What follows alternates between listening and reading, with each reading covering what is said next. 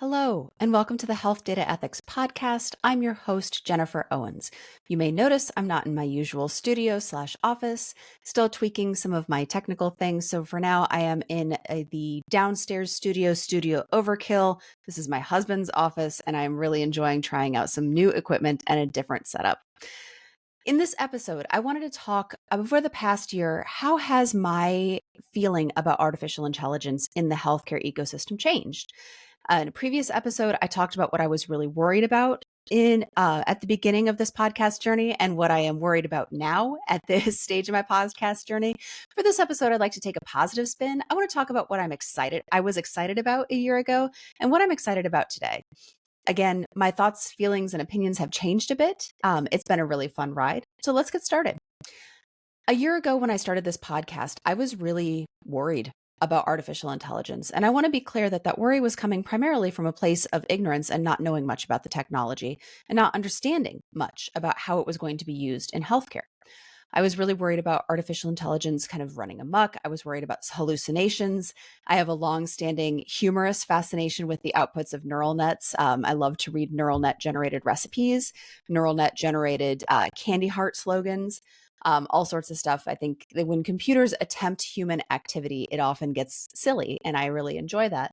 But that did not make me super comfortable with the idea of using this kind of technology, especially in the healthcare space. So, what I was really excited about a year ago was the opportunity to do some governance, to put some guardrails around this technology. I was really excited and curious to see what would FDA say? Would they regulate artificial intelligence as a software as a medical device? Would the government come out with statements about the responsible use of AI? I was really interested in the governing framework around artificial intelligence. Um, a year ago today, I was also really interested in the use of artificial intelligence for research. I was interested in whether this would be a force that would maybe push health systems or universities to create really good synthetic data sets to give our researchers a safe sandbox in which to play with the closest thing to real data that they could to really try these algorithms, to slice and dice them and make sure that they could comply with those new regulations that I was really excited about, and to make sure that everything was happening in a safe and equitable manner. I was really excited a year ago about the possibility of using artificial intelligence to highlight inequities in the way that we're delivering healthcare and to possibly bridge some of those gaps. Today, I am still excited about the possibility of using technology to bridge gaps in access to care and to ensure that our patients are receiving a more equitable treatment.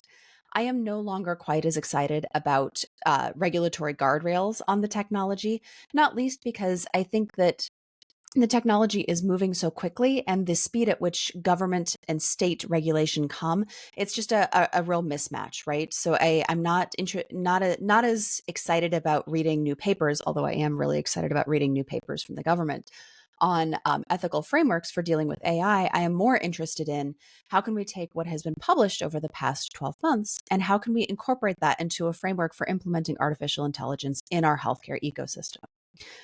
I am This is not a paid advertisement for Microsoft. I'm really excited about Copilot. I was so skeptical. I did not think it was going to be great. So for those who don't have Copilot at your institutions or don't use Copilot as part of your Windows install, Copilot is Microsoft's AI that's kind of embedded into their Microsoft Office suite of tools. It will summarize emails for you. It will listen to meetings, take transcripts, generate notes and action items. And I thought this is going to be like a minor value add. Maybe I'll probably turn it off because these kind of things are usually really annoying. And instead, I love it. I love it so much. A note-taking tool that can get me 80% of what I wanted out of meeting notes with 0% effort from me is a total lifesaver. I just had a member of my team come back after some time away and say that they used Copilot to help summarize the emails and catch up on what happened while they were out. I'm really excited about Copilot, actually. And it's these kind of implementations of artificial intelligence, the low-hanging fruit, the administrative, the operational, like the really low stuff that can really make a huge difference in your healthcare ecosystem. Not everything has to be about patient care or billing or OR optimization. You can do things like make it easier for people to manage their emails. That also makes a huge difference. I'm really excited about some of the digital scribe pilots that we have going. We've got some really interesting vendors that we're working with in this space, and I am so excited to really bring this technology into our clinical space and really measure and see, hey, the hype is here. What are these technologies performing like when you put them into our actual clinic with our actual caregivers?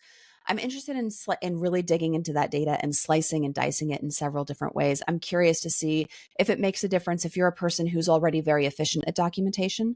I'm curious to see if it makes a difference if you're a person who is, my favorite term is document artisan, right? You like to take your time with your notes. You write really thorough notes. You might type them instead of dictating. I'm really curious to see how this kind of technology can make impacts across the whole spectrum of documentation approaches. I'm really interested in the use of artificial intelligence to lower the barriers for incorporating patient communication and patient feedback.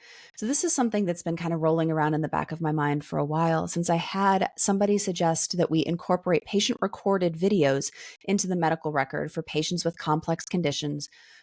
Including sometimes some communication disorders. So it might be difficult for a patient in a clinical setting to say, hey, these things are really important to me for my quality of life, but they might feel comfortable sitting down and recording a video in their own setting with their own items around them, in a place where they were comfortable, maybe with a trusted person operating the camera, and they could use that as a way to communicate with their doctor.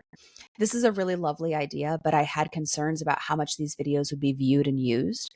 And so, if we're looking at artificial intelligence, this could be a really interesting bridge point to incorporate that kind of patient feedback into a more digestible component for their physicians and their other caregivers to look at and to review. Not least, I am really excited about the use of artificial intelligence by caregivers who are not just our MDs and our DOs. So we've got pilots going. We're incorporating feedback from nursing.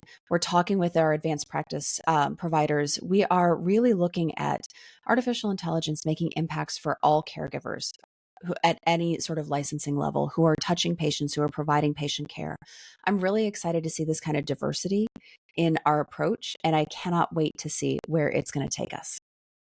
Over the coming year, I expect to continue to get really excited about our pilots.